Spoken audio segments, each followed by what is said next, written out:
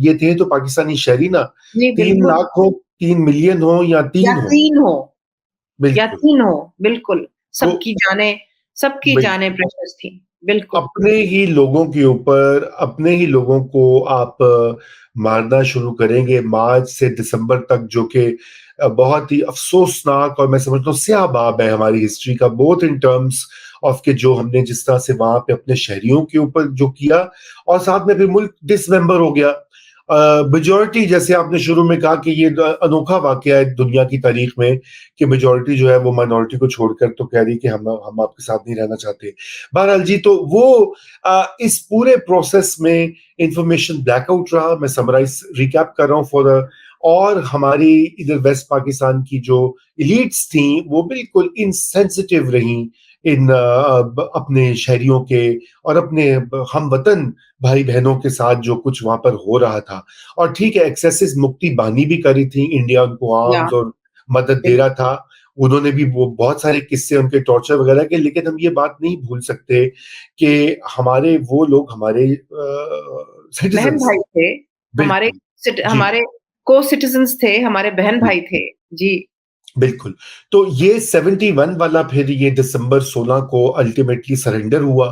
वही जो कहा और बड़े मजे की बात है, जेएम के डॉन अखबार की जो आप बात करी ना, उनकी उस दिन हेडलाइन थी कि वॉर अंटिल विक्ट्री, कि अभी तो हम जीत रहे हैं। सो अंटिल विक्ट्री जो है ना, यहाँ पे यही प्रोपेगेंडा लोगों के जहन में डाला जा रहा था कि जो आप कह रहे हैं हम जीत गए, जीत गए।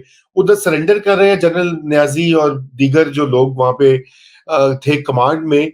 और वो बड़ी आइकॉनिक तस्वीर है जो कि अब इस्तेमाल होती है। मैंने देखा है कि वो वहां पे बांग्लादेश में भी और इंडिया के सरकारी दफातर में उन्होंने लगाई हुई, क्योंकि उनके यहाँ तो वो बहुत बड़ी वो विक्ट्री थी फॉर इंदिरा गांधी। बाद में वो उसको बोस्ट भी करती रही, और मैं समझता हूँ कि वो भी एक रीजन बना। हम अगली एपिसोड में बात करेंगे कि 1971 का जो जख्म है वो बॉडी पॉलिटिक के ऊपर, वो अभी तक भुला नहीं पाए।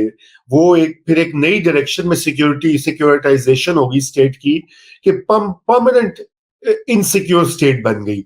बहरहाल ये हम आगे बात करेंगे।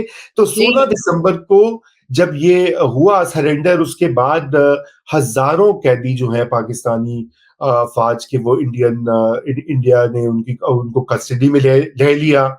और ये मैं समझता हूं कि बहुत बड़ा एक शर्मनाक और साइकोलॉजिकली भी बहुत ही जॉल्टिंग वाकया था कि इस तरह से एक मुल्क जो है वो बना है, अगरचे कि उसकी यूनिक ज्योग्राफी है, लेकिन वो इस तरह एक इलेक्शन में इंतकाल इक़्तिदार ना करना, मेजॉरिटी के राइट्स को तस्लीम ना करना, फेडरल प्रिंसिपल पे अमल ना करना, खुद मुख्तारी जिसे कहते हैं सूबाई, वो ना देना। तो ये सारे लेसन्स उस वक्त मेरे ख्याल से दिसंबर जनवरी 72 में समझ आ जाने चाहिए थे, लेकिन सीख अफसोस की लेने बात है कि नहीं चाहिए है। थे।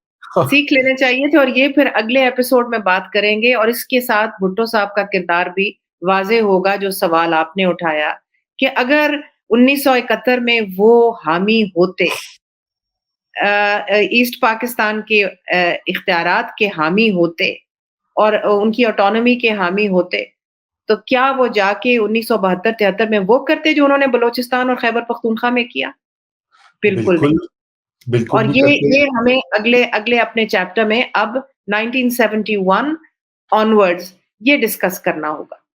बिल्कुल, बिल्कुल। तो ये हम जी करेंगे, और मैं तारीख के हवाले से बता दूं कि याह्या खान फिर 20 दिसंबर को 1971 को उन्होंने इस्तीफा दे दिया, और पावर जो है वो ट्रांसफर हो गई भुट्टो साहब के पास, जो कि कमांडर इन चीफ और first civilian martial chief law administrator, yes. जी एडमिनिस्ट्रेटर भी बन गए।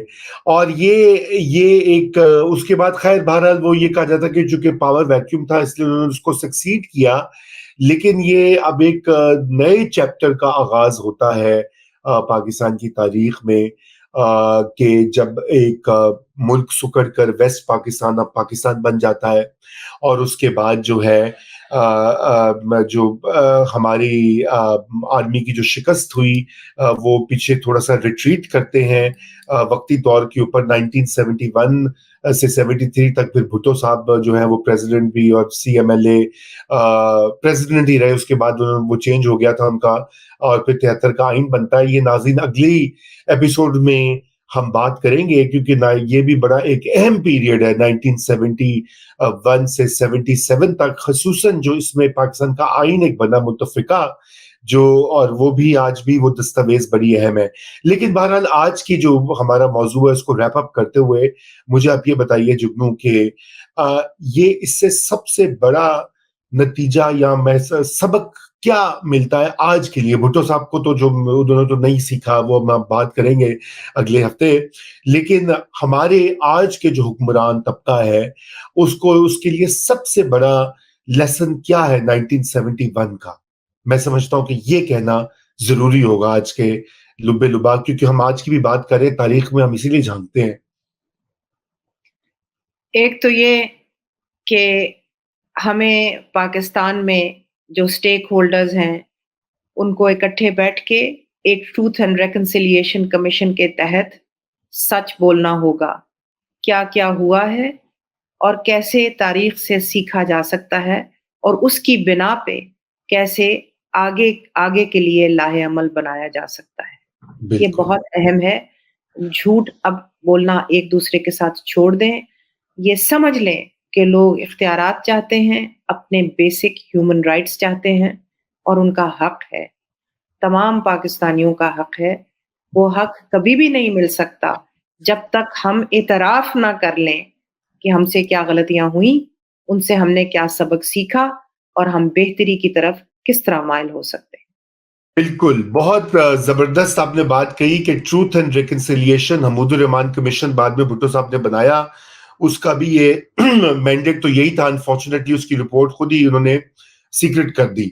बहरहाल नाज़रीन, हमारी आज की ये गुफ्तगू उम्मीद है कि आपको पसंद आएगी। अगर आप वीडियो पसंद आए तो उसको लाइक कीजिए और शेयर भी कीजिए और अपने कमेंट्स भी दें कि अगर आप कोई, क्योंकि हमारे पास वक्त कम होता है, हर चीज़ का अहाता हम नहीं कर सकते, लेकिन आप ज़रूर कमेंट्स दें और हमें बताएं कि अगर कोई फैक्ट्स या कोई और वाकयात आपके अपने अगर वाकयात हैं 1971 1970 के बारे में, तो वो भी शेयर करें।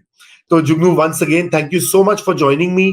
और इल्हान नियाज, अनफॉर्चुनेटली वो टाइम डिफरेंस की वजह से कुछ मसला हो गया, लेकिन अगले एपिसोड में नाज़रीन इल्हान नियाज हमारे साथ होंगे और उनसे हम बात करेंगे एक नई रियासत और एक नए पाकिस्तान। ये नया पाकिस्तान आज का नहीं, ये 1971 के बाद शुरू हुआ था। बताता चलूं खुसूसन यंग लोगों को, उस वक्त भी ये नया पाकिस्तान कहलाता था। जी। वैसे आखिरी चीज़ मैं ये कहना चाहूँगी कि आजकल के जो यंग लोग हैं, उनको मैं क्या कहूँ, वो समझते हैं कि शायद पाकिस्तान में ये पहली मर्तबा सब कुछ हो रहा।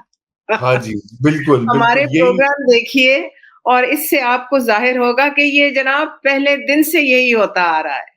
पहले दिन से माशाअल्लाह, होता है। बिल्कुल माशाअल्लाह। बिल्कुल। तो थैंक इसके यू। साथ ही आज आपसे इजाजत और खुदा हाफिज।